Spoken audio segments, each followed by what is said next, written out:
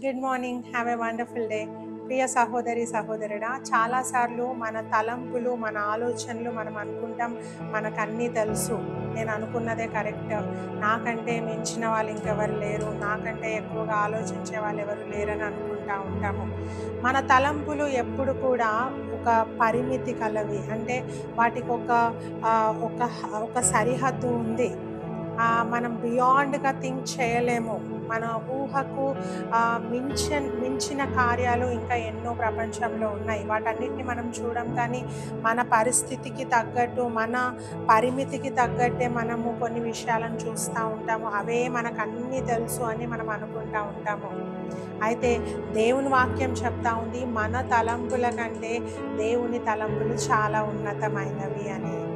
బహుశా మనం అనుకుంటా ఉన్నామేమో, నేను ఇంతవరకు చదువుకుంటే చాలు, చదువుకొని ఉంటే చాలు, ఉద్యోగం చేస్తానో చేయను, నాకు వస్తుందో రాదో అని మనం అనుకోవచ్చు. కానీ దేవుని ఉద్దేశం ఏంటంటే, నువ్వు అనేకులకు ఇచ్చేవారిగా ఉండాలని, అనేకులను నువ్వు బ్లెస్ చేసే వ్యక్తిగా ఉండాలని దేవుడు కోరుకుంటా ఉన్నాడు. ఆయన తలంపులు భూమి కంటే ఆకాశము ఎంత ఉన్నతముగా ఉన్నదో అంత ఎత్తుగా ఆయన తలంపులు ఉన్నవి. ఒక అమ్మగారు ఒక మాట చెప్తా ఉన్నారు, నేను అనుకున్నాను నా చదువుకి, నా నాలెడ్జ్కి, నేను అనుకున్నాను ఇంకా ఇంతేనేమో నా జీవితము, సో నేను ఏదో ఇళ్ళల్లో పని చేసుకొని బ్రతుకుతాను అని అనుకుందంట. ఆమె 10th చదువుకుంటూ ఆ మాట అనుకుందంట.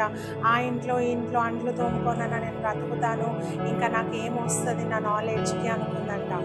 కానీ దేవుడు ఆమెను ఎంతగా ఆశీర్వదించాడంటే, ఆమెను ఒక గవర్నమెంట్ టీచర్గా దేవుడు ఆమెను వర్ధిల్ల చేశాడు. ఆమె జీతము 80,000 నెలకు సంపాదన.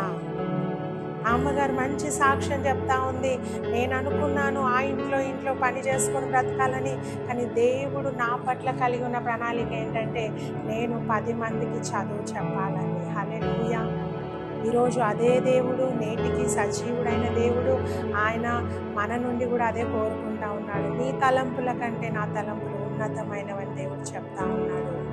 యేసు ప్రభు శిష్యులను మనం చూస్తే వాళ్ళు ఎవ్వరు కూడా చదువుకోలేదు, వాళ్ళంతా చదువుకొని పామరులు. అయితే వారిని దేవుడు ఆశీర్వదించిన విధానం ఏంటంటే, ఈరోజు ప్రపంచంలో ఎన్నో ఎడ్యుకేషనల్ ఇన్స్టిట్యూషన్స్కి, ఎన్నో స్కూల్స్కి వాళ్ళ పేర్లు పెట్టబడ్డాయి. ఎవరి పేర్లు? చదువు రాని వాళ్ళ పేర్లు. హల్లెలూయా. ఎందుకు వాళ్ళంతగా దీవింపబడ్డారు? చదువు రాకున్నా అంటే కేవలము దేవుని కృప, దేవుని ఆశీర్వాదము.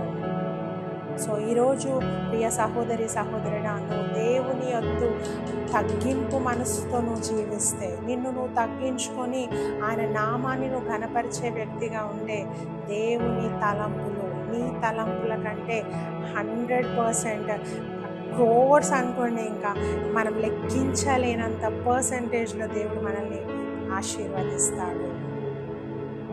ఆ విధంగా చేయడానికి ఆయన సమర్థుడు. వాక్యం చదువుకుందాం. యెషయా గ్రంథము 55:8. నా తలంపులు మీ తలంపుల వంటివి కావు, మీ త్రోవలు నా త్రోవల వంటివి కావు. ఇదే యెహోవా వాక్కు. సో మీ తలంపులు మన తలంపుల కంటే దేవుని తలంపులు చాలా ఉన్నతమైనవి. మీ తలంపుల వంటివి నా తలంపులు కావు అని దేవుడు చెప్తా ఉన్నాడు.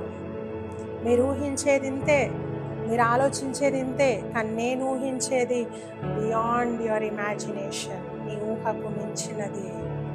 భూమి ఆకాశములను మించిన ఆలోచనలు దేవునివి.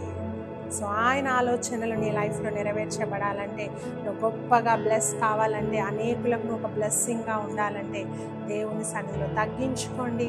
దేవునికి ఎల్లప్పుడూ మహిమ చెల్లించే వారిగా మీరు ఉండండి. మిమ్మల్ని దేవుడు గొప్పగా దీవిస్తాడు. God bless you.